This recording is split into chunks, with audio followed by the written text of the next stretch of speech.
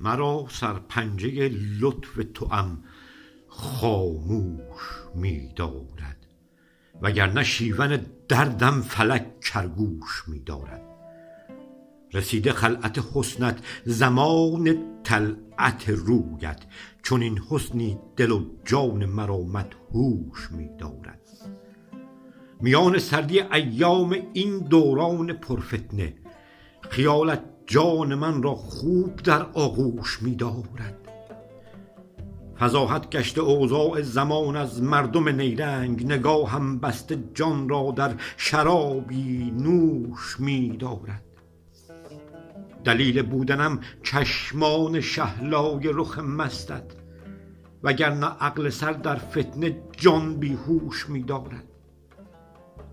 عزیز خاطر من خاطرات ماه دیدارت، که در این روزگارم نقل خوش از دوش می دارد.